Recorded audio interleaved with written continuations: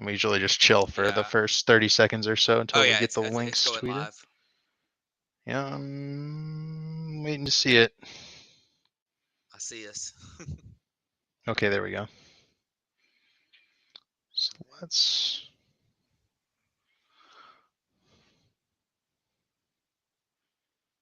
It's got us in a different order. Really? Yeah.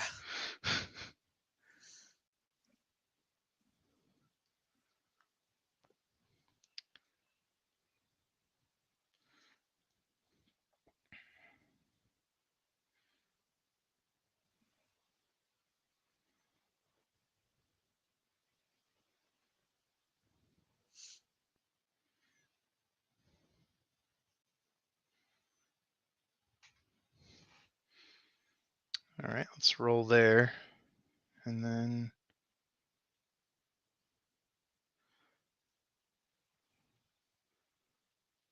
I'm going to do...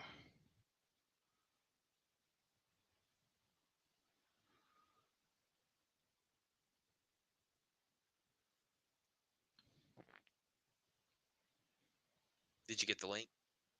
I tweeted it. I tagged okay. Greg.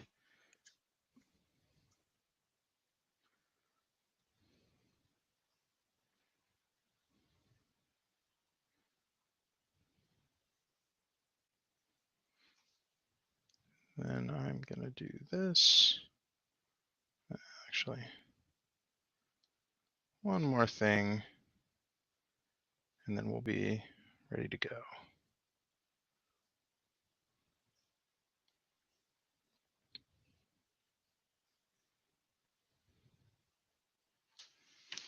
All right. You guys ready? Yep. We're live. We're good. We're rolling. Welcome in, everybody, to the Bat Flip podcast. I am David. I am joined today by Matt, as always, and a special one tonight will be Greg Zumach. Greg's been on with us a time or two before, and he's our resident college baseball MLB draft expert, and he'll be helping us kind of break down what's going on with the College World Series today, and then what that means for the MLB draft here in a couple of weeks, come July 14th, I think right before college, right before college football comes out is the MLB draft, so you can kind of get your fix right before of all that recruiting. Right. Hopefully, everybody has a good time listening tonight. Maybe if you're a little confused about the College World Series, like I am, we can get cleared up on who's going to win this thing. But from there, let's start with Greg. Greg, first of all, how you doing? It's been about a year since we talked to you on officially on the platform. How's it going? Yeah, it was good. So it's been going really well. I think about a year ago we were just wrapping up the College World Series, getting ready for the MLB draft, which is kind of my niche. And we just got on there. We were talking about some guys, and it was kind of fun because some of the guys we were talking about, like those kind of things actually happened. When we were talking about the draft. So we'll see if we hear the same thing with the College World Series. I don't know who's going to win. I don't know who's going to win the College World Series, and I don't know yet who's going to win the Jello Shot Challenge, which, if you've ever been to the College World Series, it is a very, very big deal. I've never partaken, but last year there were some rowdy LSU fans I was about to say that were big winners there after a game. So should be fun. LSU's tough to beat on that challenge. Scary tough. Scary tough. I say that with reverence for any of our LSU fans. Gotcha. Well, how you doing, Matt? I know Auburn wasn't in this, so Oh, we had a rough year. Yeah. Yeah, I'm doing really good. I'm had a good weekend and everything. It's been good, and I'm excited to talk a little bit about the draft. I haven't, especially with Auburn being so bad this year.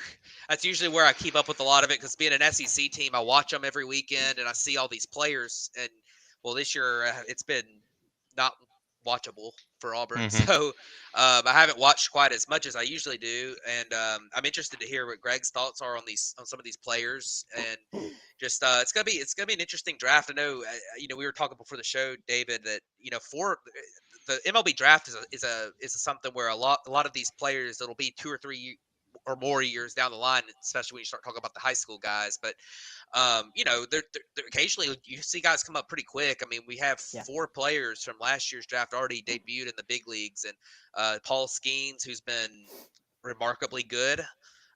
You had Wyatt Langford, who's kind of struggled, but He's coming around. he's a good prospect, and he's dealt with a little bit of injury so far too this year.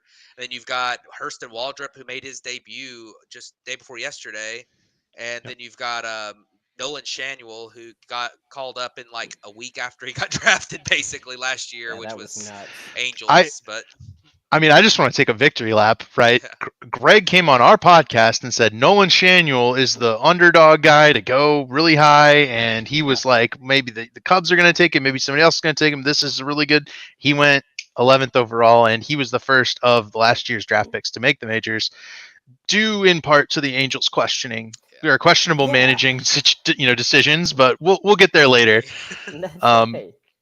so it's this is an exciting time, I think, for college fans, right? I got to just watch Clemson play in this super regional, heartbreaking game, right? But a fun thing where I haven't seen since I was in school. Clemson had not made the super regional, and they'd hosted like 10 times and never made it past the first round. So I was 100% convinced they were losing to I don't remember, it was High Point or something, that High was the Point school and that was in the yeah, regional.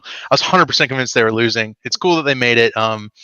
But yeah, they ran into a little bit of a buzzsaw in Florida. So we'll get to Florida's team here in a little bit. But I want to start with the bracket format for the College World Series, because it is not straightforward, like the college basketball bracket where you just sign somebody to the finals, right? This is baseball, so we have to play multiple games against each other, and even if you lose, you're not necessarily out of it. So Greg, can you take us kind of through how this is going to work? I know there's 12 teams currently eight. in, 8 Or teams currently in, but it will not be a straightforward, best of yeah, 3 and you move on. yeah, no, it won't. So it's a double elimination bracket, and they haven't released what the brackets are, though we're kind of guessing a little bit there, based on kind of where the regionals were and how they were set up. And so what happens is that we start this Friday. So actually, all the teams will come in on Thursday. There's a big practice day. I'll be there. Mm-hmm. Probably not for all 8 teams to kind of watch their practice, but for a bit. It's a great place to take your kids, by the way. So if you ever happen to come out to Omaha, even if you don't want to sit for hundreds of dollars for tickets, which is pretty crazy, the free practice day is fantastic. And so all the teams will practice on Thursday. We get into it on Friday, and it'll be day game and evening game. Friday, Saturday, Sunday, and then we start filling out this bracket. So it's double elimination from that. The bracket's posted, and when it's actually live, we can certainly tweet that out as well, and it will. But these teams get after it immediately. Um, it is double elimination, but you do not want to get into the losers bracket. You want to be winning your first game. It is very, very difficult for a team to get into the losers bracket and kind of make it into the next level. And so you really want to be going, and it goes Friday, Saturday, Sunday, Monday, Tuesday, Wednesday, Thursdays, and if necessary. And then by that point, it gets you into the Friday, Saturday, Sunday, or Saturday, Sunday, Monday, sorry, whatever, uh, the championship series. So it's Mm-hmm. big. It gets loud. Last year, LSU, Wake. I mean, it was big stuff. Certainly. Gotcha. Yeah, I'm looking at this bracket, and it's kind of, I guess it's a makeshift bracket, but yeah, I mean, there's a game every day, yeah, or multiple games every day for the next, Yep. starting Friday. College World Series will have baseball going on for 10 full days guaranteed. It's certainly going to be something us Major League Baseball fans are going to want to take attention to, because a lot of these kids are going to be Major League Baseball players at some point. And so yeah, stars are born out of this, right? I mean, I'm thinking back Yeah. to a couple of years ago when Oklahoma went really far, and Cade Horton was going from a barely ranked pitching prospect to a top 10 pick in the College World Series, and Yeah. this is the kind of stage we're going to see stuff like that. And Um, yeah. so And I mean, even if yeah. even if the players don't go pro, like Hmm. honestly, yeah, this may be the highlight of their careers.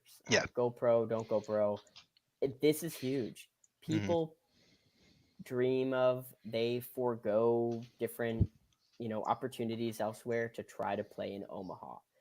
Sometimes you see guys come back for like a fifth year, sixth year, even, which is kind of crazy to dream about playing in Omaha. So these Mhm. games are loud, they're exciting.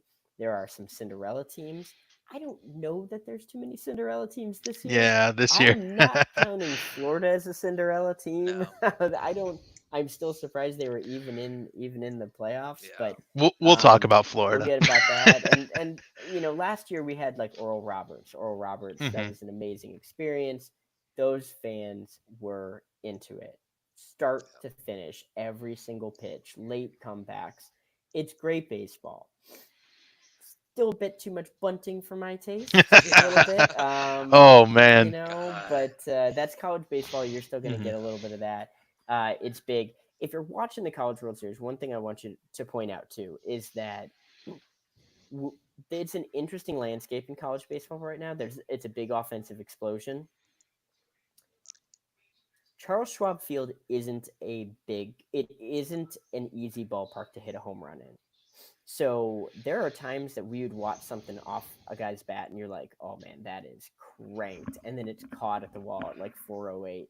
So just be aware that it is definitely a different field. The Hmm. old Rosenblatt Stadium was like, I mean, it wasn't Coors Field, but I mean, it was a bandbox. Hmm. Back It was back back with very the tiny. back with the old aluminum bats too, the BBSR bats, man. Oh It's yeah. crazy. Absolutely. Gotcha. So, Greg, I want to lead in with the first team. I don't know if it's the first team that made it in. It's the first team we got on the board. Yeah. Um, UNC, the Tar Heels. They've certainly got a really good prospect, but I'm curious what your thoughts are when it comes to UNC. They've got Vance Honeycutt, who should be a top 25 pick here in this draft coming up, but who else should we be looking out for when we're watching this UNC team play? And then obviously give us a little taste of Vance Honeycutt because I think he hit the walk-off home run Oh to yeah. to send them to the College World Series. So yeah, he's a pretty good player. I mean, he's been on fire. Vance Honeycutt will show you three full plus tools. And like people will Hmm. say, like, hey, this guy's got plus whatever. But I mean legitimately plus tools. It is plus power, plus defense easily, probably closer to a plus plus level. Defense is hard to grade, so like I'm not gonna split hairs on that one. And then it's plus speed. What Hmm. we're missing there, and the arm's pretty good too. I wouldn't say it's plus, but it's certainly solid. What we're missing there is the hitting ability, like Yeah. the ability to make contact. And it Hmm. hasn't been great this year. So the last time that we got data records is about like a 68% contact rate, which isn't that's not good. Like No. folks, that's not good. If you're running that even in the Hmm. majors, that's not spectacular. You really need to show like much better tools even at the major league level to make that play. And it's at the college level. And this isn't knocking college baseball by any means. It's awesome to watch, but it's not the major Hmm. leagues, right? Like we can be honest about that. So when you're running a 68% contact rate, that's a little worrisome.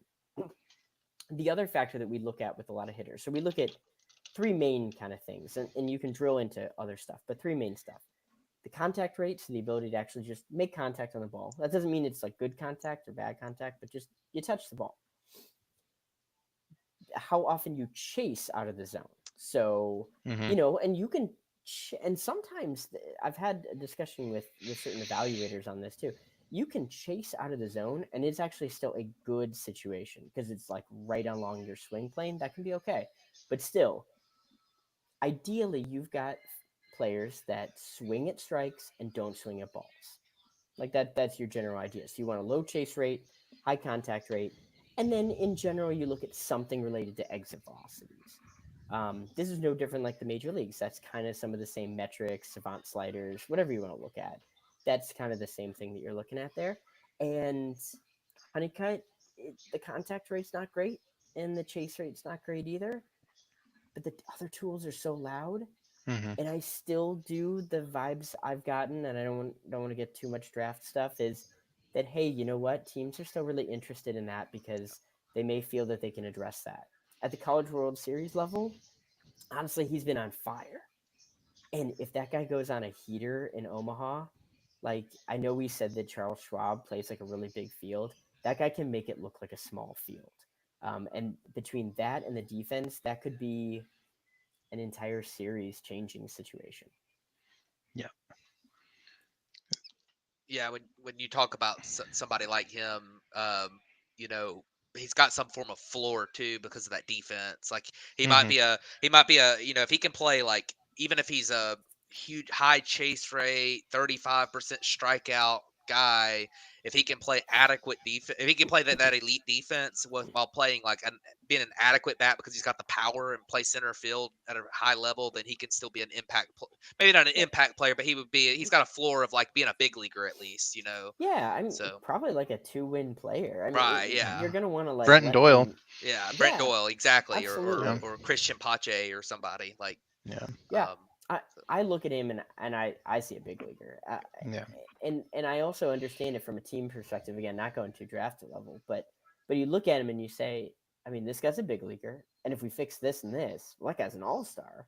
It's Yeah. like shoot, then it's that same kind of thing. You see all star level tools when he's playing like this, and I mean, if we see it in Omaha, I'd watch out. Yeah. So we don't have the exact bracket matchups yet. The one I've got pulled up is off of NCAA.com, and it has UNC playing against the University of Virginia. So little ACC Yeah, matchup. It might not be that. This That is definitely unofficial. this is the official. They announced it today. actually, Uh, yeah. I think is it. it official? Yeah, it's official. Hey, The It only is. one Yeah. what do is you know? Georgia / NC State because that Right. game's going on. But That game is happening currently. So yeah, let's talk about Virginia. I would say UNC is a little more flashy. Virginia's maybe not a team that I've heard a lot about in my casual college, even ACC, following. What do we know about Virginia in terms of both a team that we're watching this week and then a team that maybe is going to send some guys into the draft? Yeah, I mean, it's certainly a good team, right? Like ACC is hard competition. It's a good team. It's a fairly well balanced team. Virginia is a difficult place to again hit a home run into, so it's kind of an offense that's geared to handle something like Omaha. They've played fairly well. Ethan Anderson is really, really interesting, and they've got a really good shortstop in Griff O'Farrell. Griff is an interesting guy in which he makes a lot of contacts, chases, and doesn't really make impact. So Mm-hmm. he's very similar to I mean, he's pretty much like the opposite of a lot of the tools of Van Honeycutt, but like good steady defense, makes a lot of contact, and again with an offense that's geared very similar to handling like Omaha, get a guy who's consistently just hitting balls into the gap, hitting Mm-hmm. balls, between second and third and whatnot. Honestly, that plays. It's really important. It's not a sexy profile, right? Like Van Honeycutt's a sexy profile there. Yeah. Whether however you feel in the batted ball data, but it's generally a sexy profile. Griff O'Farrell's not, but it still does play. And he's got a lot of interested folks that are kind of watching his profile. yeah, for sure. That's good. Yeah. And Matt, do you have any questions about Yeah, Virginia? I mean, just I'm interested in Griffo Farrell is one of those interesting guys that seems like he's gonna probably make it to the upper minors, big leagues, Yeah, just off of being a steady, you know, decent good player. He's pretty advanced already, hmm but I'm kind of interested in Ethan Anderson, yeah, because this is one of those guys that he's a fringe catcher. It sounds like that yeah, probably has to move, but he also is, he's a switch hitter, right? And he's kind of got some hitting tools. So if he's capable of staying at catcher, he could end up being pretty good. I believe. I mean, I know he's not ranked quite as high as some of these other guys we're going to talk about, but I thought he was kind of interesting. yeah. I mean, he's a top three caliber or top three round caliber. Sorry, top three round caliber type of a player. Ethan Anderson's very good. I what holds him back certainly is the defensive questions, but mhm. it's also something where like if teams feel that they can get him to catch like twice a week, then you can kind of live with that, right? Because you can catch twice a week, you can play a little first Yeah. base. He's done that. Do a little DHing. That's a pretty valuable profile if the guy hits, and he hits pretty well. I mean, he's definitely somebody to kind of cue in on. I'm going to be really interested. I should be seeing UNC in Virginia on Friday in person, and so he's just certainly on my list to kind of watch. Awesome. Gotcha. Well, game 2, we do have that now, I suppose, is Tennessee versus Florida State. And I would say, compared to the last matchup, this is a much more high marquee matchup in terms of college baseball teams. Tennessee is the number 1 seed, number 1 team in the country. They've got 55 wins this season and 12 losses. My assumption would be that this is a team that is the favorite going into this, but obviously baseball is baseball. Favorites lose all the time. We've got a huge laundry list of names to talk about here in terms of just major league type draft type players. What's the vibe around Tennessee? Because I know in the past this has been a team that is very hyper, energetic, kind of a monster team. Yeah, I mean they play like it, right? Mhm. Like their play style, their I'm gonna say off the field, not off the field, but they're like dugout persona, not antics, but like a persona Yeah. type of a thing. It is very much a like come and take it, and they've played like that all year. It's a really good roster. It's a roster filled with 2024 eligible guys that are going to be big to follow, and with some 2025 eligible guys. I mean, it's a really really stacked roster. Baseball gonna baseball, and so like I wouldn't pencil them into the championship series, but they certainly have the talent to make it. They are going up against a tough customer in Florida State. We can talk about them in a second, but like that's a bit of a buzzsaw like together right away. Yeah. A really good team is going to end up in the losers bracket on that, and that's going to be tight. Totally. Yep. So I mean, I can dive into some of the Tennessee Yeah. guys. I don't know if you want to do that. I was Sorry. gonna let Matt ask you about one, but Yeah, Yeah, I was please I go was for it. gonna we've seen a lot of Christian Moore. He's been really good for a while. Billy Amick's pretty interesting. I didn't realize. I don't know if David and I are big are NASCAR fans, and he's the son of NASCAR driver Lyndon Amick. I did not Okay. realize that. That's I kind of put it cool. together now. Yeah. It makes sense. So, Yeah. but I think he's interesting. But kind of the guy that I'm most interested in on this team, just as in not sure what where what we're going to get out of him. He's probably not going to be as good as these other guys. But Drew Beam, he Yep. was SEC Freshman of the Year a couple years ago. I remember Yep. watching him in Hoover. I live in Hoover, so I go to the SEC baseball tournament most years. And Drew Beam was a guy that was dominating. And last year he was really good, but then this year he hasn't been quite as good. Like the stuff might not be quite as elite as it was. What do you think of Drew Beam? And do you think that he's going to be able to bounce back to kind of what he was maybe his freshman year, or is there just not a lot of stuff here? And is he kind of like one of those like fringe big leaguers in the future? Oh no. I do think he's better than that. He's a top 2 round caliber guy in this class, probably pretty close to a first rounder. Where Beam sits is that he tends to be and this is not necessarily a knock here, but like a sum better than the sum of your parts kind of a situation where you put the whole profile together and he's really good. He throws a deeper arsenal.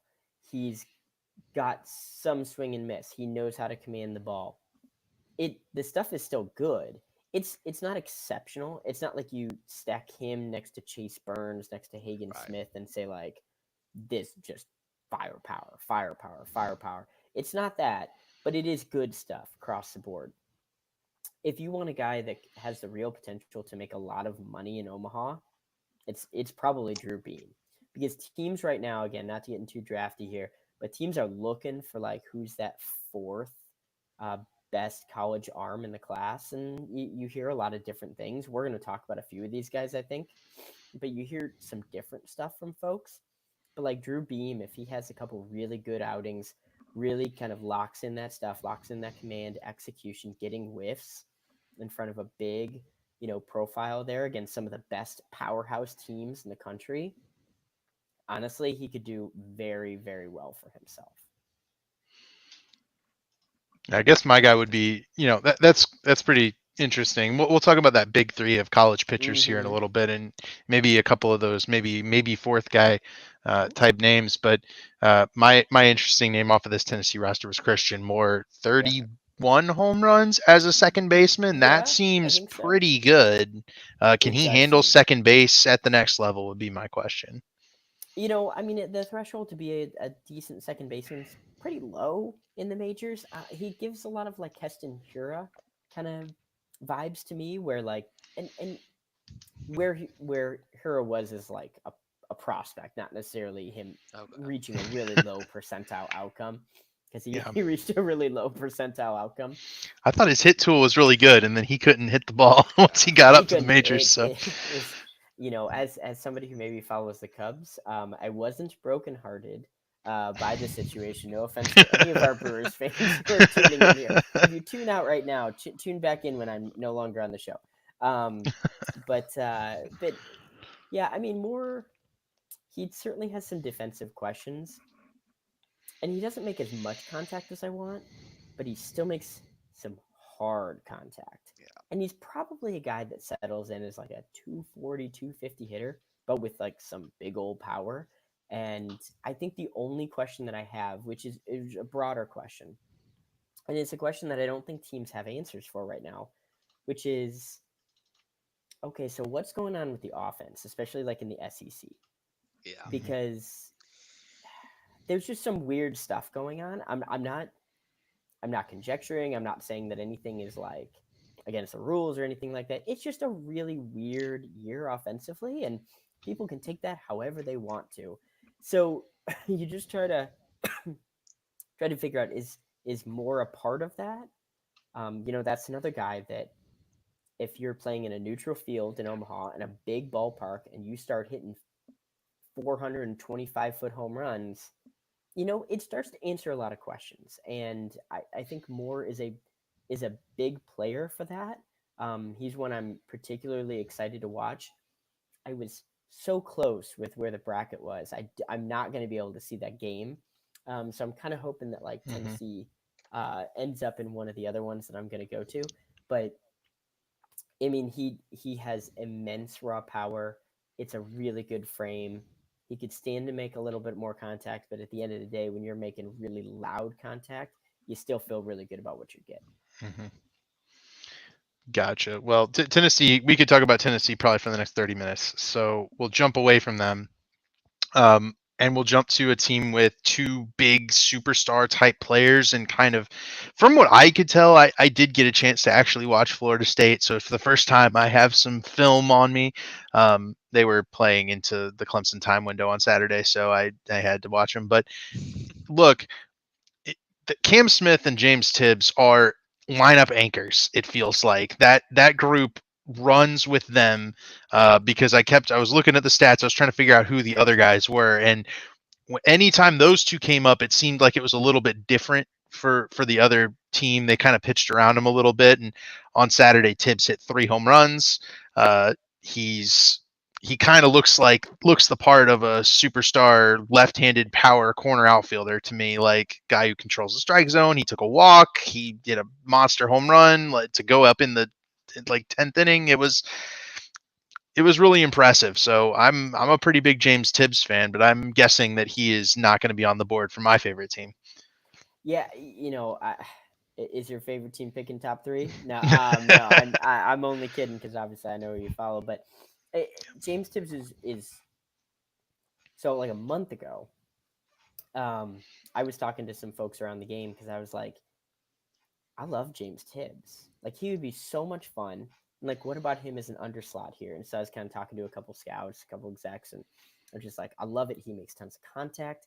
This is the guy that if you wanted to kind of compare him to Vance Honeycutt, makes great contact, does not chase the ball. Like his chase rate's like half of what Vance Honeycutt is. And then and show some power. Now, his profile to me is a left fielder. I think he could play some right. It's okay. Like it's not bad. He's got some good defensive instincts, but like he's corner outfield type of profile, but really, really good at what he does. And I love the way you phrase it as a lineup anchor. I'm not really too concerned about the defense because like what he shows you is such a good profile.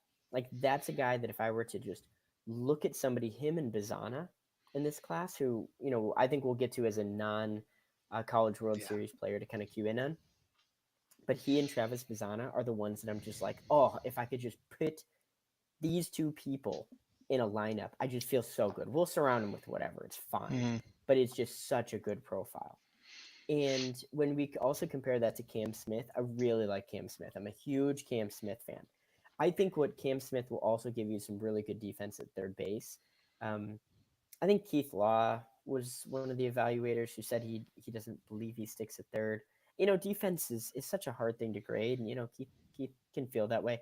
I think he's pretty good at third base. He'll show you some really good instincts. Where Cam is kind of an interesting dude is that he was much more of a free swinger as a freshman, which is not uncommon.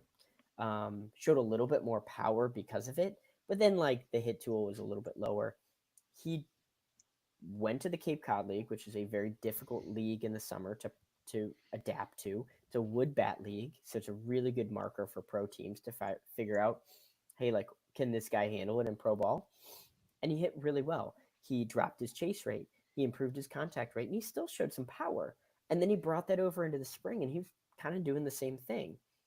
Where some folks, some evaluators look at him, they say, you know what? You've got the same, like, he'll cut down on his swing a lot to make contact and reduce chase. And he'll still show some good power. But where some evaluators are sitting is kind of like, okay, you know what, though?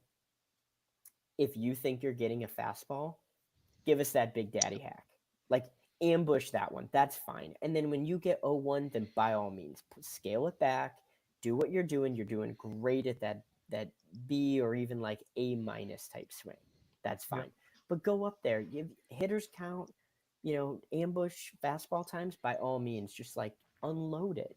And so I think that there's a pro development plan that's really good for him in college, like in the College World Series, like right now, honestly, I think do what you're doing.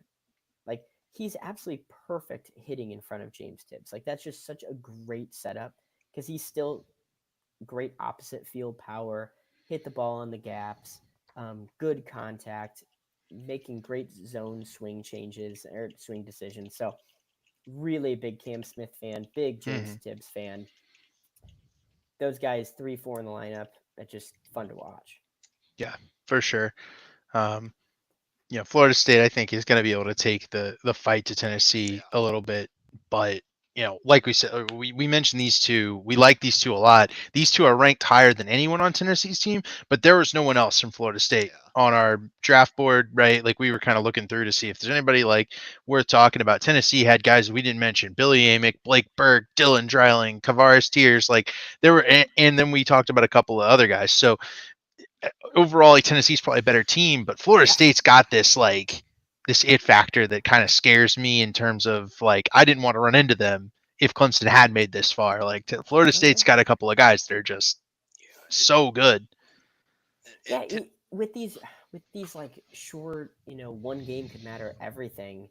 You get a 3-4 in a lineup, and all of a sudden, they each pop a couple home runs. They put and up 5-6 runs. Um, it's gonna be tough. Honestly, Tennessee is a stacked team. Like it's a stacked team. You brought up all these guys. Um, it's a good pitching staff. Like it's just yeah. it's a really good team, and so I think it's going to be tough for anybody. But Florida State and Tennessee, like I said, there's going to be a really good team that ends up going to the losers game. Yeah, I mean, like you mentioned, one game is such a big deal. I mean, Tennessee Mm-hmm. lost the game to Evansville over the weekend Mm-hmm. in the Super Regional, so anything can happen. I mean, that Mm-hmm. Evansville is a 4 seed, so definitely interesting there. Oh yeah. Let's go to the next game with that. We've got Georgia NC State going on right now. Mm-hmm. I don't have the live update on that. Last I saw, NC State was up 6-3 in the seventh inning. It's All now right. Wow. 8-4 in the eighth inning. Okay, so Oh it looks like wow. it might be Okay. NC State over Georgia. Well, that has some implications. We'll talk about Yes. Mm-hmm. that. Kentucky already made it. I have heard nothing about this Kentucky team. It feels like if there was going to be like an underdog Came type out of of team, nowhere. if there was going to be an underdog type of team, it would have to be this Kentucky team, right? Like, who are these guys? They're just a really well balanced team. Like honestly, they're just a really well balanced team. They play in a hard conference, and they've done really well. Um, when I think about Kentucky, and especially coming from the draft side, I think about Ryan Waldschmidt, who is just. I was talking about Bazana and Tibbs, but like if you wanted to come up with a batted ball profile that would just absolutely eat, the only thing he's got knocking him is that he's a right-handed hitter. Like that's it. That's like the only thing Mm-hmm. from an offensive perspective. He makes great contact. He does not chase the ball, and he hits the bejesus out of the ball at times. And so, he's just really really good. Kentucky doesn't have a ton of people that are like draft prospects where I'm like, Mm-hmm. gotta get this guy, gotta get this guy. It's not Tennessee, but it's just a really well constructed team, well constructed lineup. They've racked up a bunch of wins, and honestly, they beat up on a very tough Oregon State team. Like Yeah. they earned their way to Omaha, and it's been looking good. Yep, the They will number two. go. Oh, go ahead. No, I'd say the number 2 overall seed in the tournament, and they Mm-hmm. tied Tennessee to win the SEC this year. And they came out of nowhere to do that. Nobody was picking them to be. Mm-hmm. I mean, I don't think they were picked in the top 10 in the conference. And I mean, it's crazy how things happen sometimes like that, especially in the era Yeah. of the transfer portal. I see Ryan Mm-hmm. Waldschmidt was a transfer from Charleston. So, Mm-hmm. Yeah, what College of Charleston. Yep. yeah, quick question about him. Mm-hmm. Defense. I know that I read that he's not great in the outfield. Do you think there's a chance he could be able to stick in the outfield if is he just going to be a subpar left field defender if he does? DH, No, first base. I think he sticks in the outfield. I don't think you want him like playing center fields Yeah. for you, but like he's also not an embarrassment at times. Okay. I think he's a guy that sticks in a corner though, and you look at it and you say like he's fine. Yeah. Gold gloves in the outfield. I don't know how like outside of center fielders, you kind of know it when you Yeah. see it there, but like in the corners, you kind of just look for serviceable, somebody that's not going to lose you a Yeah. game because of a mistake. Um, Maybe like Wyatt Langford defensively type thing. yeah, yeah, that's a really good comp. And we were having some of the same conversations with Ryan, with White Langford because we were like, I mean, I watched him in the College World Series last year, and that it was not a center fielder to me. No. Had all the speed, had all the kind of tools. He did not look comfortable out there. Just Mm-hmm. serviceable in the corners. I think is totally fair. Ryan Waldschmidt can do that. Um, I'd feel pretty fine about that one. I did find two more names for Kentucky. They got a Mm-hmm. second baseman named Emilian Petre Mm-hmm. and a starting pitcher named Travis Smith. So Yes. a couple more guys to keep on the lookout for, especially. I mean, they're ranked like 178, 185 on Pipeline for the draft. That's Okay. way down there. That could be anywhere from third round to 10th round to 12th round. Like we've seen guys not get drafted from this range. We've seen guys get drafted super high from this range. So Mm-hmm. just names to look out for when you're watching that Kentucky game against probably NC State. Yeah. Um, Probably.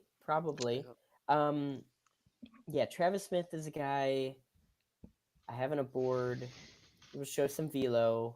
Um, Pretty decent curveball. He's like a top like 300 type of guy for me. Petre, let me see. I have a couple notes on him. He's been doing pretty well actually. A lot of walks. you love Yeah, that. he's interesting. Yeah, he's interesting. Maybe doing that in front of Waldschmidt really works. Yeah, I don't know. I don't see a big pro profile with him, Yeah. but he, I Maybe think in the right setup, I think he's pretty solid. maybe best case scenario like a Joey Wendell type guy or something where he's Yeah, a hit maybe. guy, can run a little bit, can field, but Mm-hmm. he's just got zero power. Yeah, he I doesn't just have much raw power. I just wanted to find somebody that on this Yeah. Kentucky team that we could at Mm-hmm. least mention, right? If you're looking back before this draft next week, or not before the draft, before the College World Series next week, and you're like, well, I'm going to see that Kentucky game. Who should I be looking out for that might get Yeah. drafted onto my team? Because one time I just flipped on a show on a College World Series game, or it might have even just been a Big Ten game. Saw Indiana playing, and I was like, who's this catcher Indiana's got? He had a long home run right there. Wound up being Kyle Schwarber, one of the Yeah, more prolific power hitters, right? You never yeah, know he when is. that just happens in a college game when you turn it on. So, um, let's look at Georgia and NC State real quick. Georgia's probably going home, but they have maybe a number 1 overall pick in Charlie Condon. They could. I'll be real honest. I actually don't think he goes 1-1, but he's a top 3 overall caliber type of guy. Condon's really interesting because he can play all over pretty decently well. Like he might be a corner outfielder, but then he'll show you some stuff at third base. Maybe a little bit of center, but probably more like corner outfield. Play first base. He'll play DH. It's a really good profile. Huge power. Like this is huge power. Again, there's some questions offensively, SEC, but like even if there's some questions, he's showing you that he is the major outlier on where all that is. Setting records. I mean, he's been really amazing. We are nitpicking. Yeah. If we're like really picking on anything related to Charlie Condon's offense. Gotcha. Yeah. He because I was a little worried before this, and I hadn't seen him playing third base, which is awful interesting. But yeah, if he ends up just being more of a corner outfield first base type as a righty, how much does that concern you as we're seeing guys like Spencer Torkelson, who got drafted in this same vein as a college hitter, righty, first base type of profile, get shredded at the major league level? The major leagues are hard. I know you both know that, and a lot of people listening, they know that. But major league pitching is a beast. And it's like as soon as you get to the big leagues, they form a book on you. And unless you're able to adapt, they will just shove it down your throat every single at bat. And Torque is really interesting because his offensive profile is like perfect. But again, it was 2020, so it's kind of weird. And here with Charlie Condon, there's still some more questions. He'll show you a little bit more swing and miss on like breaking ball pitches. And so I think that there's still a little bit of a book on him. The other tools, though, will show out so much. Like this is kind of like a Vance Honeycutt situation where the other tools are so loud. But in this particular situation, the contact's still pretty good. Yeah. It's just maybe not like 1-1, 1-2 type overall. Even if he's a first base DH, and I think he'll show you more athleticism than that. I think he's still really, really good. Mm-hmm. Yeah, and his team lost, right? Go ahead, Matt. They were losing, but yeah, I mean, it's just one of those things where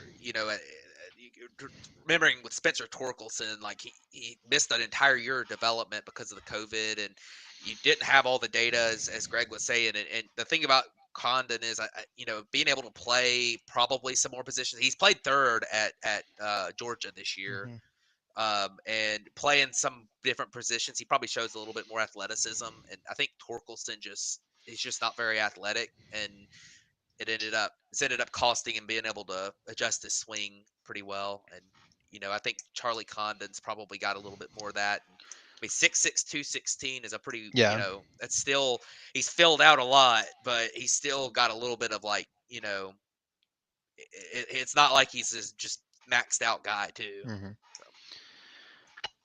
Well, yeah, Condon's exciting. He's a top 5-ish pick probably. That's where we're kind of landing on that. And I think the skills are loud enough to warrant the top 5 pick. And I've been saying I think 13 teams should be really concerned about him being a first baseman and not pick him, and then the Cubs should pick him. That's where I'm at. Absolutely. I mean, that is a guy that if you look at the historical comps, that is just somebody you cannot feel comfortable taking in your first 13 picks. It's totally different after. Absolutely not. Yeah. At some point, the risk, and we'll talk about a guy coming up once we get to this Florida team. We're going to talk about maybe, you talked about huge raw power, right? We talked about lots of tools and risk. We're going to talk about the riskiest, toolsiest player in the draft. So it's coming. But for now, like Condon's got really good raw power. He's the kind of guy that you can take that risk, but how high up can you take that risk? But I think he's safe enough for a number of other reasons especially because he's got this defensive potential versatility that I certainly wasn't expecting as more of a casual college watcher. I'm like, well, if he can even moonlight at third base or left field, you're probably fine taking him in second, third, fourth. Yeah. Yeah. So let's talk about NC State real quick. They have found a way to score a ton of runs on Georgia in this super regional. They scored like 16 runs the other day too. Crazy. This is an NC State team that's kind of potent, and it's led by catcher Jacob Cozart.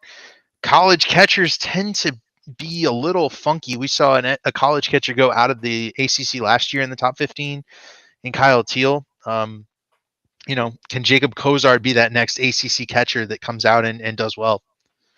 It's interesting because his offensive profile isn't quite as good as Teal's. And catchers are just so weird. Teams, when I've asked around, they feel very, very differently about investing in catchers early. Some of them are like, look at how valuable a really good catcher is. And then a lot of other folks are like, catching is hard. The intricacies of catching is difficult. Unless you're a superstar stud like Adley Rushman. That's totally different. Like that guy was a generational type of catcher to come out. Outside of that, it's, do you want to take a bet more on the bat, or do you want to take a bet more on the defense and then like hoping the bat is serviceable or improved? And teams just feel so differently on that. I still think that there is one of the college catchers that goes in the top 20 though, and it could be Jacob Cozart. He is really well respected for a lot of his craft related to catching, and for some teams that matters a ton. And he's still pretty good offensive performer, and they've, like you said, been putting up a whole bunch of runs. So I think Jacob Cozart could be that, but he's kind of in this mix of like with Walter Janik, Jacob Cozart, Malcolm Moore, Caleb Lomvita, just in this like beauty's in the eye of the beholder, and you kind of just look at where teams are and guessing maybe like who might prioritize them. But they're all really good, and Jacob Cozart's certainly in that mix. You want to talk about a guy who can make some money in Omaha? If he makes it, could be Jacob Cozart. If he all of a sudden looks like a real big stud, that goes a long way. To add to that, is there anybody else interesting on NC State's team? I've looked through the rankings a little bit. Doesn't seem to be a lot of, at least for this year's draft. Is there anybody else to look at potential draft picks? Yeah, he's coming on more recently, but Eli Serrano the third is awesome. Big fan of him. Really good offensive profile. Like it's kind of a similar profile to James Tibbs, even, but a little bit scaled back because James Tibbs is a top 15 pick in the draft to be conservative, and Eli Serrano is probably not. He's more of a second round pick, but he does really, really good. It's good contact, really good chase. Still shows you some exit velocities. I think the best games of Eli Serrano is going to come forward. I really, really do.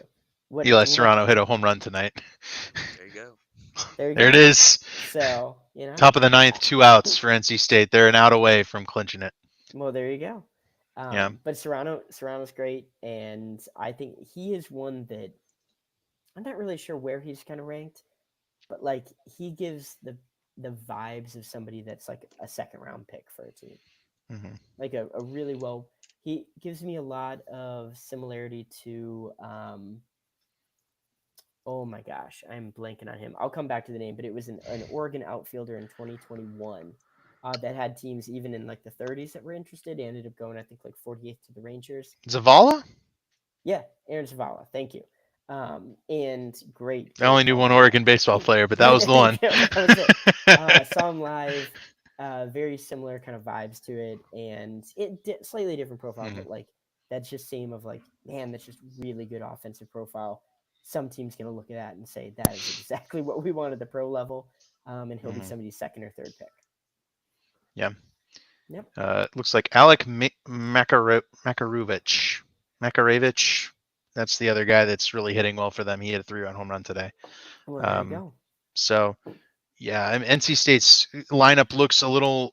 I mean, it looks potent to me. Jacob Cozart hits cleanup, it appears, but yeah, I mean, a bunch of guys interesting, and I'm guessing, if you're picking another underdog, you're probably picking NC State because I'm guessing Georgia was the favorite team here. Charlie Condon couldn't get it done, couldn't pull Georgia through. NC State has won and will be facing Kentucky Wow, in this regional. So that is exciting. SEC that is loses exciting. one of the teams, but they've got an all SEC matchup here in these final two teams. We've got Texas A&M versus Florida, and we'll try to fly through these two because Yeah. we want to hit on some of these MLB draft prospects here without going too far over our Yeah. usual hour. But Braden Montgomery got hurt in their Yes. Texas A&M's winning game, Bad. and I believe he will not be playing in this What you said, College World broken Series. leg, right? Broken ankle. They said it's a clean break. His season's done. He's going to be hitting in, like, he's apparently could be hitting here in like a month or couple months or so. Wow. Like, yeah, he's out. He's out. That was soul crushing for anybody who's interested in Braden. Love him, switch hitter. Technically a two-way guy, but like just an outfielder for me. Big arm out in right field. I mean, he throws 96 from the mound. Certainly from the left-hand side, will get on plane really, really well. It's a good offensive profile. It's probably not a spectacular one, but just the overall tools. And then certainly for a guy that you look at and you say, like, well, he's a two-way guy. If we make him a one-way guy, hopefully things kind of take a step up. But top 10 type of a pick this summer. Even with the ankle. That's the other thing that people have asked me about. Like, well, could he make it down to X team? And I mean, maybe, but I think teams are going to just look at those medicals and they're probably going to still be okay with it. Yeah. But I mean, he could slide. You're right. Fingers crossed. Yeah. Yeah. Real quick, one guy on Texas A&M that I was pretty interested in when I was looking through their draft prospects was Ryan Prager. I really liked his profile of being a lefty that has got the the prototypical build. And has really good control and command of like 3 pitches, but he could maybe have a little bit more in the tank with the fastball. Is he somebody you're high on, or what do you think of him? Yeah, I mean, I think high on in the right development system is probably where I would look at it. I mean, if he ends up for like Cleveland, Colorado, like, yeah. Yeah, I mean, vice versa. Right, yeah. The two options, good or bad. Cleveland good, Colorado bad. And Colorado it actually develops their guys at the beginning fairly well. It's just when they get to Colorado, I think it's not a good situation. But like Chase Dollander last year's pick over 10th overall is looking really good. But like if Prager goes to Cleveland, for example, who does a really, really good job with tall lefties, who get really good carry on the ball. And so, I think a lot of the people here would know, but I don't have a baseball that isn't signed around me, but carry with the ball, you get kind of that backspin that it feels like it's riding on you. He gets some really, really good carry on that, which helps the fastball play up above where the velocity is. Yeah, I mean, he's probably a top 2 round guy. I mean, and certainly a vet leader and somebody that can help Texas A&M. I mean, they've got a tough matchup in game 1, but he's certainly a guy that could take the ball and run with it. Good. Yeah. Yeah. Well, let's talk about the elephant in the room, and that's Florida. Obviously, just beat my Clemson Tigers in probably an all-time classic type of game, where we saw Jack Caglianone hit a monster home run. He also pitched in this game. Started a brawl in the first inning, which got one of Clemson's players ejected, but none of Florida's, curiously enough, and then resulted in a comeback in the 9th inning where maybe a guy next year we'll see Cam Canarella hit a 3-run home run and then caught a ball jumping backwards into the wall to save the game for Clemson, which ultimately was lost. Torn labrum.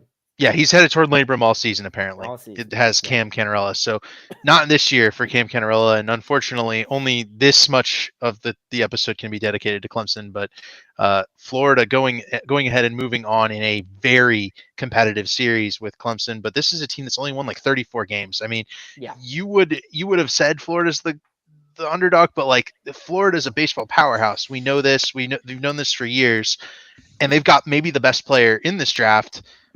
maybe not in No, Jack no, Caglianone. certainly So possible. Yeah. give me the lowdown on Jack, because I am the kind of person who, you talked about Vance Honeycutt's tools of like the polarizing type of player. Yeah. I'm the type of like baseball fan that's like I'd be pounding the table for Jack Caglianone if I was watching my team pick in the first 5 picks this year. Yeah, no, I mean that's totally fair. He's still a hitter for me, and the chase rate is like ungodly. But it the thing about it, and we still have some questions, offensively, and some crazy stuff in the SEC. Um, but yes, he's chasing the ball, but he's chasing the ball and hitting a home run. So like he's chasing the ball in the outside corner and hitting the ball to the opposite field for a home run. So like, Yeah. is that bad? Is that a bad chase? Well, his team would say no, Yeah. because he just put 2 runs up on the board. So like, I think it's that balance. They still, you're gonna want to tone him down a little bit when you get to pro ball, but I mean we are talking ridiculously loud tools that it's not just like, oh, he'll show it. No, I mean like he does it like game in and game out. Um, Still doesn't make a ton of contact, but like again, he's making such hard contact when he does that you can live with it. He is going to go to a team, and I still think they're going to be quite happy with what he does. I guess my thought on Jack is, um, how high up can you take a profile like this, right? I mean, Yeah, this is at like median percentile, like a Joey Gallo, Yeah. right? So, Bajillion yeah, strikeouts, bajillion home runs. Not much else happening there, yeah. but he's athletic. He can play outfield. He can maybe throw innings for you Mm-hmm. at a high velocity, right? Like, can he invent a new position where he can throw 1 inning as a reliever at that high velocity? Throw 95 plus 97. Like, this is a guy who started and played the entire game against Clemson, 13 innings, just yesterday, right? So, and Yeah, you'll see him pitch this week. Like, if there was a guy I'm watching games for this week, it's Jack. yeah. No, I mean I think it's totally fair. I mean he'll throw faster than 95. Like I've seen 99 in person. And or I think it was like 98.9, but whatever. And it's like 99. And Same thing. so the guy, he'll show you some stuff. I don't know. He's answered some questions from a pitching standpoint. Like he actually really has. It has looked better. Um, it's still something where I look at it and I just say, dude, let's just make you a hitter. And if something goes south, then I mean we've got a heck of a fallback option. But like, just go out there and just focus on hitting, because I think that you can tone down some of that aggressiveness that pro balls are gonna, right. somebody's gonna exploit that, right? Like there are limits to how much you can chase the ball. Like even if you are 6'6" and have really good power and you are able to hit it to the opposite field for a home run, there are going to be levels where the pro Mhm. ball will exploit you. So, Yeah. um, I mean, he's good. You talked about how high.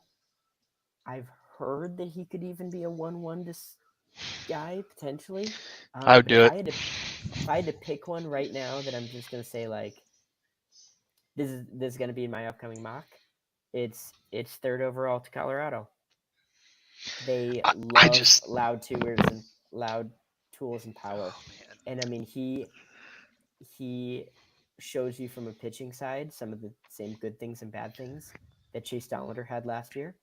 From a hitting side, he shows you some of the good things and bad things that they've drafted in some of their guys. And it's like, boy, if I was just going to draw somebody up, I'm just going to say Jack Cags to the Rockies. If he makes it there, to be fair. I think that's such a waste. I think the homer power to me is so important, and Coors isn't a place where you need that homer power to get the ball out. So, No, but they're going to eh, be impressive. as a baseball fan, I want him somewhere else. I also Yeah. want him out of the NL Central. So the Reds can also miss me with him there too. Yeah. It's one of those where he's the kind of pick that could cost a GM his job Yeah. too, right? Like, you pick this Good. guy, you throw all your eggs in we might get the next Otani basket, and then all of a sudden this guy cannot hit and he cannot control his pitches, and it's just a disaster. which is a totally feasible outcome. Like, but how many guys have an outcome where you're pretty confident that there's a real possibility this guy cannot hit anything above Double A, and there's a very real possibility this guy could be the best player in Major League Baseball. Like, there's there's a very much a bell curve of what he could be, and it's exciting. Yeah, and it is exciting. And I was going to add to that, David, that when Shohei Ohtani was coming over from Japan, the scouting report on him was the same question marks of, is he going to end up being able to catch up to velocity in Major League Baseball? Is he going to chase too much? And then on the mound, is he going to have the good enough control to really make it his Major League starter? And some of those things, when you're doing the two-way thing, like, it just takes more time to refine it because you're not able to focus one side of the craft. It'll be interesting to me to see how long that they continue the two-way part. Because I'm sure that they're going to want to, play him in the field a lot, but they'll probably try to limit his innings if they decide to pitch him too, to where, like, they might be able to play him for 6 weeks on the mound, get him a little bit of development time, and then just go be a hitter the rest of the season or something. At least in the minor leagues. So, or maybe he could pitch like once every 10 days or something, type thing. So it'll be interesting to see how his development goes. He's gonna be one to watch for sure. I still like my idea of having him as the de facto reliever that could come in and throw you an inning every, once or twice a week. College Buster Posey. Yeah, like, but all right, so that's all 8 teams: UNC, Virginia, Tennessee, Florida State, Kentucky, NC State has one, Texas A&M, and Florida. It is all ACC and SEC teams in this. Picking kind of out of the dark, who's your champion? We'll start with Greg and go to Matt. We'll say who's going to win it. I'll let you guys go first. Oh, okay. That's fair. Matt, who you got? I mean, I feel like I got to take Tennessee. They've been close a bunch of times in recent years. They've got tons of they got all these draft prospects for this year. They've got a bunch for next year too. I mean, that team is just stacked with talent, and I like their vibe. I don't think that they're a team that's really prone to tightening up in a situation like this, and they've also been there before, so that's kind of a big deal. They're the number 1 overall seed for a reason, and I mean, I feel like I have to pick them, even though this is baseball, and anything can happen in baseball. Gotcha. All right, Greg gave it to me. I'm picking Florida. I'm picking Jock Tani. I'm picking they've got whatever secret sauce they've got, whatever hypnotistic powers over the umpires they've got going on. It's going to keep going, and I'm gonna be happy that Clemson lost to the eventual champs. Greg, who you taking? I'm gonna go Texas A&M. I actually think that things will click. Prager's really good. It's kind of ballsy with some of the people that they're losing, and so maybe that's a bit of a death knell right there, right? But like, or it galvanizes them. Or it galvanizes them, and they're going to be walking around wearing Braden Montgomery jerseys under theirs. Who knows? But I think with where their bracket is, I think that's pretty good. Tennessee's. I would normally pick Tennessee. I just literally don't want to pick the number 1 seed. Yeah, like that's it. Otherwise, every time. If I'm going to look at their team, I'm just going to say they're the best. But I just don't want to pick the number 1 team. I think it's just not as much fun. Gotcha. Well, I don't know, we'll give it 10 or so minutes here and just kind of roll through some of the additional picks that did not make the College World Series. We'll start with Travis Bazzana. We mentioned him already. If you had to say who's going first overall and told me to pick it, I would have said, well, it's going to be Bazzana. Do you agree with that, or is that, he's been craziness? my 1-1 since last summer, and he was definitely my 1-1 when Cleveland won the draft lottery. Like, I look at it. I've heard all the arguments. I've listened to people I really, really respect. Totally get it. I would just pick Travis Bazzana. Like, he is, to me, a first baseman offensive profile who plays second base. And I love it. It's exactly what I want from an offensive performer, and I would just take it and then just worry about the rest of the draft. You got 19 or 20 other picks. Right. Do you think with Bazzana that he might be able to play a little bit of third as well, or is he arm too fringy for that? The arm just wasn't spectacular. I've mostly seen him at second base, but he was a catcher. That's actually when he came to Oregon State. He was a catcher. But Interesting. he was a little bit more athletic. I saw him for 2 years in Corvallis Live, and I say that second is probably where he fits, but Okay. it wouldn't shock me to see a team try him there. Um, but yeah, I think you just kind of just leave him at second, just let him roll. That's my view. Gotcha. Let's take a quick little peek at a team that I think I'm shocked did not make this final eight, and that's Wake Forest. They had Yeah. 3 of the projected top 15 picks in this draft upcoming. They've got first baseman Nick Kurtz, right-handed pitcher Chase Burns, and center fielder, maybe shortstop Seaver King. Yep. 3 guys who are definitely electric talents, guys I've at least seen highlights of. You know, giving me a short summary Yep. on the 3 of these guys, and then we'll move on because this is a Yeah. group that I'm shocked didn't make it this far. I'll just kind of do a bit of a lightning round. Chase Burns, awesome. Throws a bunch of pitches. They're all nasty. Has some reliever questions, but also to the point of where it's just like, let's just take him and see if it works out. Because the profile is just so loud otherwise. Seaver King makes good contact, struggles chasing the ball. Nobody knows where he's going to play defensively. He'll show you some tools like playing around.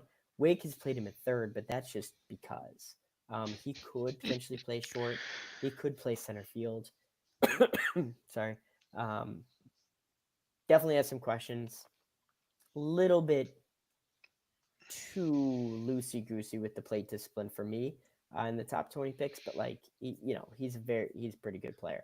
Definitely first round caliber type of guy. Nick Kurtz, nice offensive profile, first base only, but really good defensively at first base. Like Mm-hmm. really good defensively. Like this is somebody you watch and you say like, damn, like that's actually a really good first baseman. That's not like a guy who's playing first base because he has to. If you want this comp may hit home a little bit, but it's very Anthony Rizzo. Like it is very Anthony Rizzo. It is a really good offensive profile. He doesn't chase the ball. I don't know if he chokes up on the bat like Anthony Rizzo does. Um, or Really stand in good the or defensively. stand in the strike zone. Or stand in the shade. Now Yeah, that's talent. stick the elbow down. That's talent right there. Many a game has been won because Anthony Rizzo did that in front of Chris Bryant. Yep. And but like it's just a really good profile. But if you're taking him that high, you're only getting a first baseman. So some teams are going to weigh that very differently. I think Still a top 13 10 teams guy. should. 13 teams. You're right. Again, looking at the data, you just cannot take that guy. Can't take a first baseman in the top 10. You know what I mean? Mm-mm. Yeah. I mean, let's go to a guy whom I was pilled that this was just guaranteed to happen as a Cubs pick was Hagen Smith to the Cubs. Hagen Smith has since turned it on and driven himself directly out of the Cubs range and up into the top 5, maybe top 10. Starting pitcher for Arkansas, big lefty. Give me a quick one on Hagen Smith, because this guy, I was like worried, and then I wanted him, and now we're not getting him. No, I'm not sure. As long as he's got a left hand attached to him, I'm not sure he's making it to 14. He may not even need a right arm attached to him to make it down there. He vicious stuff, like an absolutely nasty, like cut ride, 99 mile per hour fastball from the left hand side, ridiculous slider, and you can build out the rest of the he'll show other stuff, but like you can build out the rest of the profile. It's absolutely vicious. It's like a starting package that it is kind of like, it's even a better fastball, but it's kind of like Cade Horton, but from the left hand side and a little bit more velo. So like you just look at it and you just say like, oh man, this guy's just a monster. He's just an absolute monster. I've heard somebody say that there are some reliever questions. There's reliever questions about every single pitcher. At some point, you take talent. If you believe in pitching, you just do it.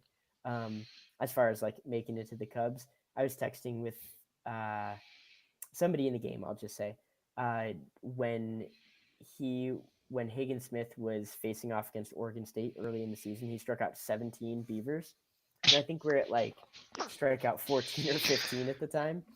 And I texted him, and then I got a response back of like, "Well, that ship has sailed." So Yeah. I don't like it was February, but it wasn't. Yeah. It's not gonna happen. It, 17.9 strikeouts per nine this year. I mean, It feels light. Feels yeah, it's low. like Mason yeah. Miller is doing right now in Oakland, Right. like as a one inning reliever. I mean, this guy's crazy. Yeah. Hey, Stuff's crazy. Hagen Smith is the guy. Yeah, if I guess if we were going to project somebody to be up quickest, Hagen Smith's the guy I'm projecting, barring injuries. Yeah, He's the type of guy you could probably just step into Double A later this kind of season and let him throw and kind of. see if he could make it work. Yeah, I feel like it kind of depends on the team too, because if he ended up going to a contender like Cleveland at number one, I mean, it doesn't sound like he's going number one, but if he did, like Cleveland's going to be in a postseason race, you could bring this guy in as a reliever, like right now. I mean, and Yeah. then Yeah, and then develop as a starter next year. Like, worry about building out the yeah, arsenal later. Um, I mean, it's true. Like it is true. It kind of depends on the amount of innings that they're willing to let him throw, but like from a stuff standpoint, from a talent standpoint, like yeah, he could just do it. He could Chris Sale it if He he could yeah, really just do wanted it. to. All right. We'll move over to a couple of guys that are maybe a little less known to everybody. We'll go with Trey Savage, who's maybe our third college starting pitcher, like we were talking about with Yep. Beam. Trey Savage is the last guy. He went to East Carolina this past year. Hmm. Give me a lowdown on Trey Savage because I guarantee you I have not seen him pitch. Yeah, love Trey Savage. Love Trey Savage. He was my like mock to the Cubs, I think in Hmm. December, when I did something with them, and just I love it. So Hmm. big, tall guy, muscular frame, not a lot of physical development needed. Like he's there. Um, he throws from a really high like release point and extension, so the ball looks like it's kind of jumping on hitters, and it's got a lot of carry at the top of the zone. So again, I got a backspin. Now the angle is a little bit different right now. There it's kind of in vogue that you actually want guys to throw from a lower angle or lower release point, and then with that carry. Sorry, that hand looked like it was going right into the camera there. Well, That's the type of carry that we're going for there. right. But you kind of want it from the low side there, and then it looks like it's rising even more. But it's still so much carry that it still works really well for him. So it's a it's an above average fastball. It's a really good like split change. People call it different things. It doesn't matter. It's basically a splitter, which is in vogue right now. It gives a ton of chases. He can land it for strikes. It gets ton of swing and misses. And then the slider is really good. Slider's probably venturing on closer to like a plus pitch. And then, and this is the thing that honestly I've asked people around, and I don't quite understand it. He entered the year with like this. People call it different things, but like a death ball. So it's a really hard, tight curveball slash slider, like just a lot of like downward movement, really tough, um, really good pitch. A Jordan Montgomery that throws a death ball. And I mean, when I was scouting games last year, I was grading him out and evaluating him, and I was like, this is his best pitch. This might be like a 70. And then he like wasn't throwing it at all this year. And towards like we're getting to like March or April, it was in March. He started throwing it for when he was getting to the third and fourth time in the order. And I was like, dang it, this is like maybe his best pitch. Now I think the splitter is better now. But the whole point is he's got a really good 4 pitch arsenal. He's clear SP3 for me. Hmm. Um, third best starter in the class. No question about it. Um, he had a recent collapsed lung situation. People don't know all the answers. You can imagine teams are going to be asking a lot of questions. Long term, it's likely not anything that's gonna hit on his profile. But yeah, he's top 15 guy clearly, definitely for me. we just got a couple more guys to ask about. I was going to Yep. ask real quick. This guy probably deserves more discussion than we'll give him, but JJ Weatherholt. We haven't talked about him yet, out of West Virginia. I got two questions for you. The first thing is, if he's at second base, how close is he to Travis Bazzana talent wise? And can he play shortstop? Because I know he's played shortstop a little bit this year, but he's dealt with a lot of like injury, like maybe hamstring. That's what I read. Yep. But it just sounds like if he's like not a huge drop off from Bazzana, then obviously he's not as good, but if he's not a huge drop off, he could be an underslot situation number one. So Oh just yeah. those two No, questions. he's a very possible 1-1. Honestly, the injuries are what scares Yeah. me. His great offensive profile, does all the things you want. He could play short. It's the injuries. He scares the crap out of me with those hamstrings. If it's truly something that a team can manage, but I'm like just super skittish. I've watched a Chicago Cubs team try desperately to keep Nick Madrigal on the field with his hamstrings, and I seriously like having watched him at Oregon State, and then watched him come up, through both Chicago teams effectively. It is just I feel like I am jaded and just skittish Yeah. watching it. Laughing through the pain. Left through the pain, and that pain is just in the hamstrings. Yeah. And Oh, like it's, yeah. but that being said, like JJ Weatherhill is so much better of an offensive performer. Right. And I think the athleticism of being able to still actually be like he could play short, translating over to second base is different. It makes me feel a little bit better. But yeah, I mean he could be a 1-1 guy. Just depends Yeah. on the medicals, Yeah. how teams feel about it. Gotcha. Let me give you two guys, and then you throw another name in there if I'm missing somebody. But for our other two guys that we had as potential college starters in that four slot behind E Savage was Brody Brecht, who might also be more of a reliever. We know he doesn't have any control. And then we've got Gerangelo Cinch, which we wanted to talk about Mhm. because he is a switch pitcher, so he can throw righty and lefty. I know you and I have talked about him on Discord multiple times. So give the people a little taste of the Brody Brecht and Gerangelo experience, and then who else is in your SP4 conversation? Yeah, so Brody Brecht, big fastball velocity. I The fastball shape's not as good, so like the movement, if you're gonna map it out there. But more than anything, it's like the movement isn't as good as what it should be, but like the velocity still helps, right? Like when you're pumping Yeah. 99 to 102, you know, still damn good fastball. Like I don't care if it doesn't have as much carry on it. And so, that's really good. But the sliders is really where he's gonna eat. Because he'll throw a gyro slider, he'll throw a sweeper slider. They're both really good, and it honestly like I still look at him and I think he has got to go to the right development setup. If the Angels take him, I'm going to be so pissed. Like he is exactly like what I think the Angels would take.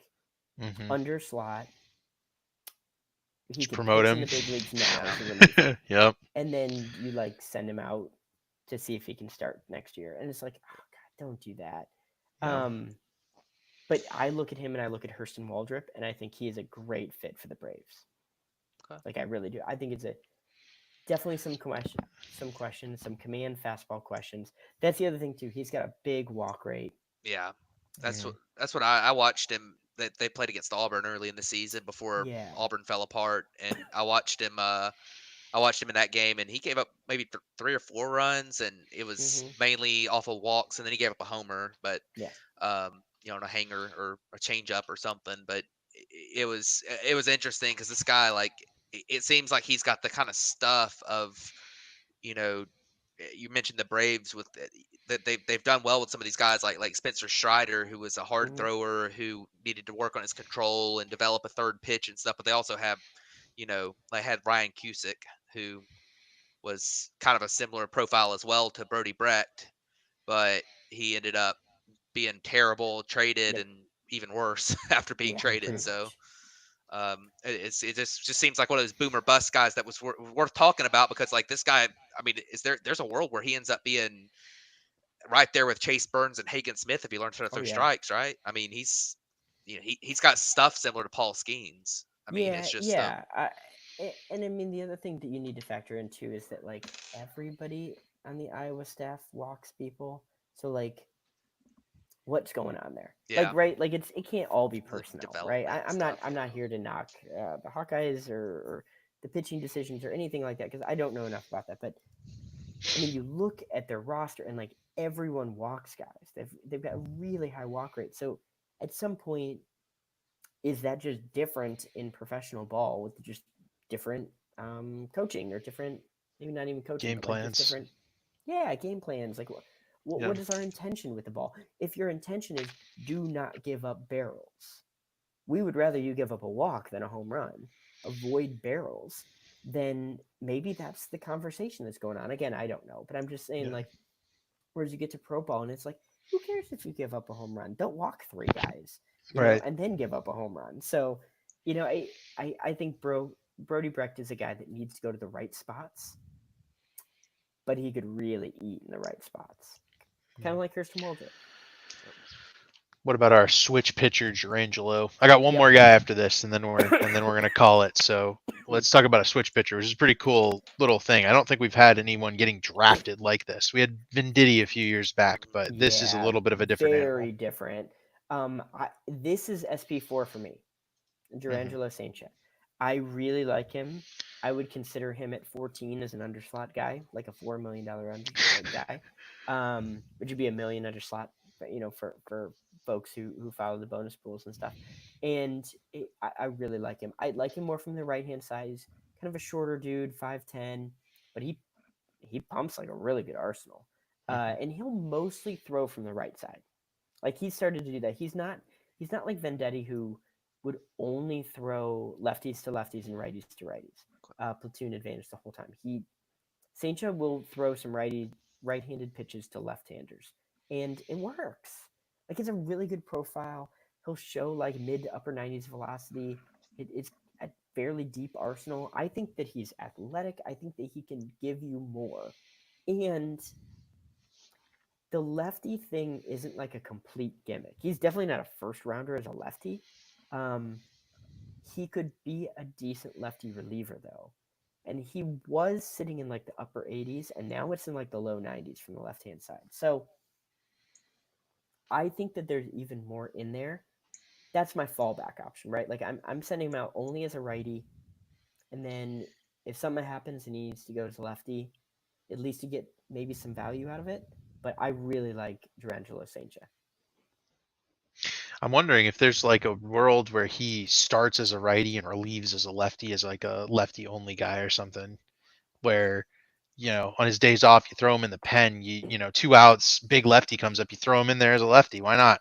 He I he mean, can that's pitch. really interesting, actually. Yeah, Yeah. that's really, really interesting. If you just wanted to like close out an inning, yeah, that'd be Situational Yeah. lefty, but that doesn't count against your, because Right. nowadays you've got these starting pitching totals, right. or the pitching totals in the roster, where you have to have up to 12 or 13 guys as your Mhm. pitchers. He's a pitcher that could be a reliever Yeah. Yep. from one side, and you could situationally deploy him and keep a spot in the bullpen for somebody that isn't a lefty, that you could say, well, my lefty is also in my rotation. It's Yeah, I really mean, it interesting. kind of like a guy where maybe he goes every 6 games as a starter, but then Hmm. in days like 3 and 4 in there, you could He's use him as a lefty if you need to. One of those games, like you could get a lefty yeah. out of that, and then you still have a rest day and a recovery day on either side, something like that. Yeah, honestly, that's really, really interesting. No, I like Saincha. I think he goes in the first round. I really do. I think he's that kind of a guy, or first round bonus, because sometimes teams will buy somebody down to the 30s, give him a little overslot. But I like him. I think he's really good. He's the fourth best starter for me. Gotcha. No, that's good stuff, and I think there's like two different players that are kind of maybe potentially creating positions. Mm-hmm. As we get these guys more athletic, give them more space to work.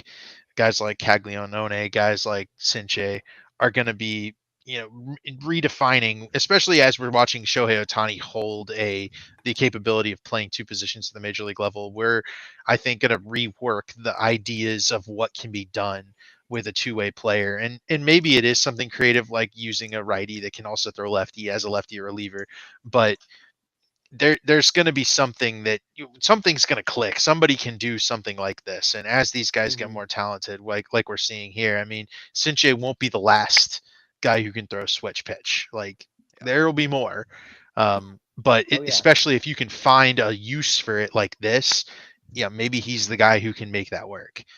Last guy I want to talk about is a guy who was in the 1-1 conversation this time last year, in College World Series time. Now he's kind of fallen down the spectrum a little bit. Talk to me about Tommy White, Tommy Tanks. Tommy Wasn't he a Tanks. College World Series hero last year? Oh yeah. Mhm. It's really impressive stuff. I wasn't able to snag the championship game tickets. Those get pricey, like especially when $500. LSU's Yeah. there. Oh yeah, that wasn't happening. But Tommy White was really really good.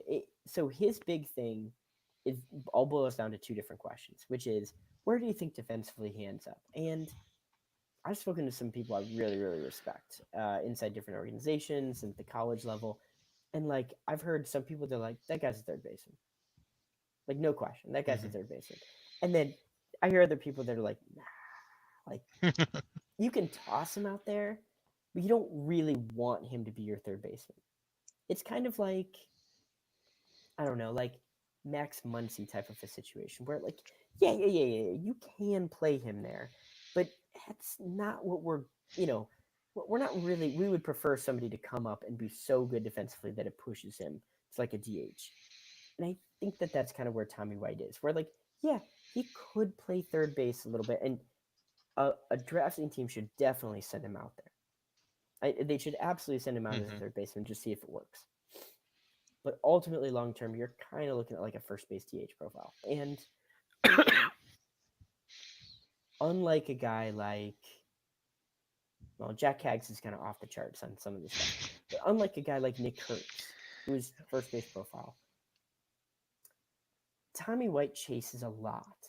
And he still does pretty well at it. But it's still one of those where that could get exploited at the major league level. Now, I will kind of end this with saying that he has shown the ability in high profile games to where it was very clear that the game plan against a certain pitcher, it was Hurston Waldrop last year in the College World Series. The game plan was you do not swing off out of the zone. You make him come in the zone, struggle to do that, and then have to try to get some strikes with not sweepers, splitters, and ambush those. And it was very clear. Like even the free swingers in that team, it was very clear that the plan was do not swing out of the zone. So Tommy White can do it. It's just all about like how consistent is that going to be over a Mhm. 162 game season? Team's going to have different questions on it. I still like him, but I really like him as a team's second pick.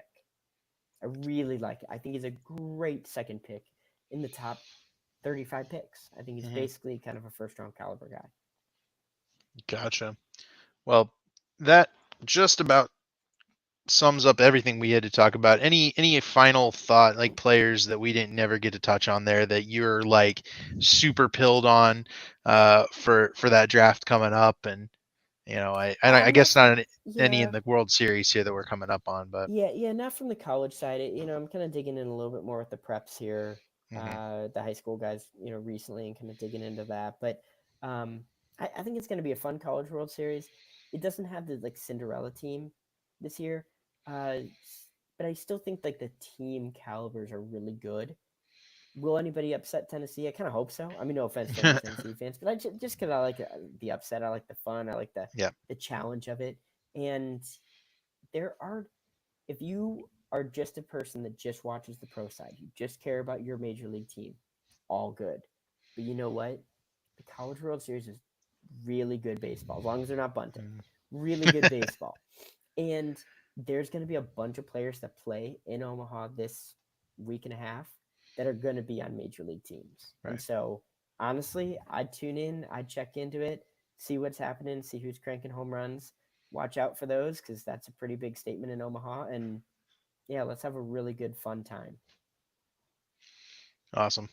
Well, thanks, Greg, for coming on, and I guess we'll spoil that we're also looking to have you after the draft Yeah, at some point there, so we can go over what happened in this draft upcoming, and maybe give out some grades. We'll do some favorite picks, some least favorite picks, and all that. So, tune back in for Greg if you guys do enjoy that, and any final thoughts for Matt here before we sign off? I think everything's good. I enjoyed this discussion. I don't know a ton about the draft this year, so I feel a lot more informed than I did before Hmm. before the show. So it's great having you, Greg. And if you want to plug anything, like Yeah. what you do, feel free to go ahead and get it out there. Sweet. Yeah, you can find me on most of the socials at Ivy Futures. I tend to talk a little bit more from the Cubs side, as you could Hmm. probably tell from this Yeah. conversation. But my draft stuff is still pretty broad. I'm gonna have a more rigorous, like full first round plus. So maybe top like 40 picks or so, full mock draft, and so that's all 30 teams. And that focuses on historical draft tendencies, things that I'm hearing, um, what a team could do with their bonus pools. Occasionally, some guys to dig in kind of deeper in the draft as well, like like pay attention to this team with this player, third, fourth round kind of a Hmm. guy, and then just a lot of stuff from the Cubs side. I'm heavy into the drafting right now. So, I've got 5 round mocks that are coming out here very soon, dueling mock drafts, and then something I'm always proud of, which not strictly from the Cubs side. It focuses on the Cubs, but it really is going to include everybody if you think about it. And it's a full 20 round mock. Wow. So I go deep into it. I go what I think a bonus pool could be. We go all 20 picks. So we're talking 10 day 3 picks, which are kind of shots in the dark, Okay. with profiles on each of them. And honestly, it's just a blast. I don't really worry about getting any of them right per se, but it's just really fun to go through the exercise. So I'm heavy into it. It's going to be a great draft cycle, and but I'm not going to start some of that until after the College World Series. This is going to be a very busy couple Yeah. weeks for me. Oh yeah. Awesome. Yeah. I'll be sure to retweet those, and we'll probably try to get those out there on the Batflip Podcast Yeah. Twitter as well. So, thanks, Greg, and yeah, have a good night, guys, and everybody take care, and be sure to tune into the College World Series this week. I think I'm definitely going to watch a few games and see Oh yeah. how some of these guys go. So it's going to be exciting. With that, have a good night, everybody, and we'll see you next week. Yep. Thanks everybody.